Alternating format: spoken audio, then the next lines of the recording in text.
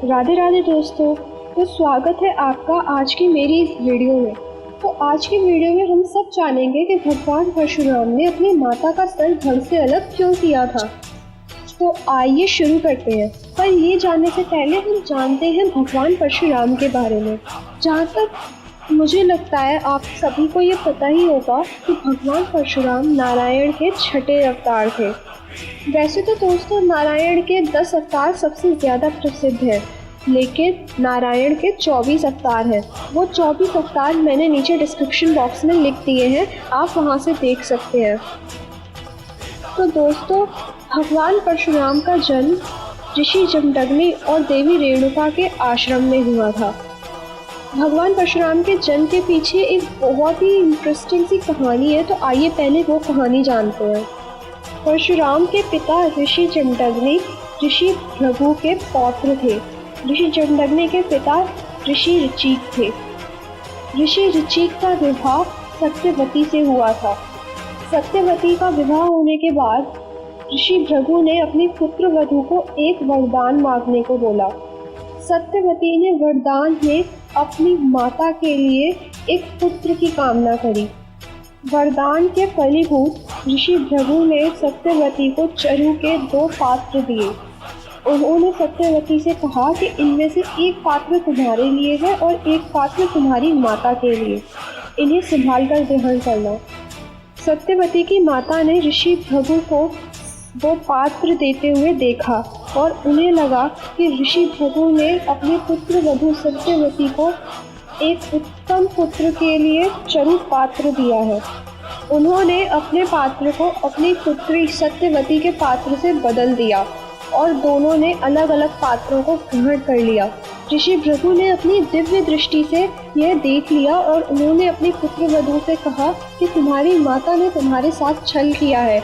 अब तुम्हारी माता के यहाँ एक क्षत्रिय पुत्र उत्पन्न होगा जो ब्राह्मण आचरण का होगा, और तुम्हारे यहाँ एक ब्राह्मण पुत्र उत्पन्न होगा जो क्षत्रिय आचरण का होगा।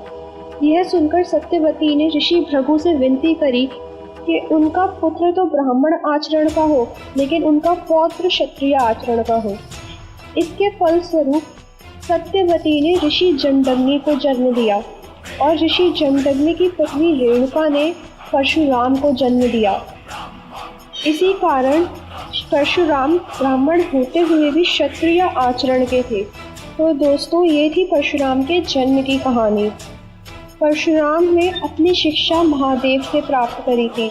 उन्होंने शस्त्र विद्या महादेव से सीखी थी। परशुराम ने 21 बार इस धरती पर से हेरे वंश के क्षत्रियों का विनाश किया। यह विनाश सहस्त्रार्जुन के वध से आरंभ हुआ। सहस्त्रार्जुन में भगवान दत्तात्रेय, जो कि नारायण के 24 अवतारों में से एक थे, उनकी तपस्या करके सहस्त्र भुजाओं का वरदान प्राप्त किया। सहस्त्रार्जुन के अंत से ही यह वंश के क्षत्रियों का अंत आरंभ हुआ। 21 बार सहस्त्रार्जुन की पीढ़ियों को अंत तक पहुंचाया गया। तो दोस्तों आइए अब हम आते हैं अपने उसी सवाल पर कि परशुराम ने अपनी माता का सर धड़ से अलग क्यों किया। तो बात कुछ ऐसी है दोस्तों कि एक बार यज्ञ के लिए जल लेने देवी रेणुका गंगा के तट पर गई। वहां उन्होंने गंधर्वों के राजा चित्ररथ को अप्सराओं के साथ विहार करते हुए देखा। उन्हें देखकर देवी रेणुका आसक्त हो गई और वह ये भूल गई कि उन्हें वापस आश्रम जाना है जल लेके यज्ञ के लिए। ऋषि जमदग्नि को अपनी दिव्य दृष्टि से यह पता चल गया कि उनकी पत्नी देवी रेणुका में विकार आ गया है और वह अपने धर्म से कुछ समय के लिए भटक गई थी। इस वजह से ऋषि जमदग्नि ने देवी रेणुका को मारने का आदेश अपने चारों पुत्रों को दिया, किंतु चारों पुत्रों ने उस आदेश को नहीं माना। क्रोध में आकर ऋषि जमदग्नि ने अपने चारों पुत्रों का वध कर दिया और यह आदेश अपने 5वें पुत्र को दिया, यानी परशुराम को। परशुराम ने अपने पिता का आज्ञा का पालन करते हुए अपनी माता का सर अपने परशु से काट दिया। इस बात से प्रसन्न होकर ऋषि जमदग्नि ने परशुराम से एक वरदान मांगने को बोला। परशुराम ने वरदान में अपने पिता से अपनी माता के प्राण और अपने चारों भाइयों के प्राण वापस मांगे। ऋषि जमदग्नि ने वरदान को सफल करते हुए अपनी पत्नी और अपने चारों पुत्रों को पुनः जीवित कर दिया।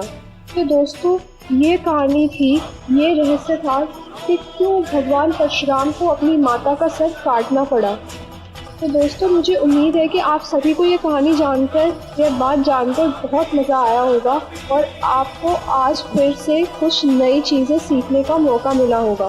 तो दोस्तों, ऐसी और भी हमारे इतिहास को जानने के लिए आप मेरे चैनल को सब्सक्राइब ज़रूर करें और इस वीडियो को लाइक और शेयर ज़रूर करें।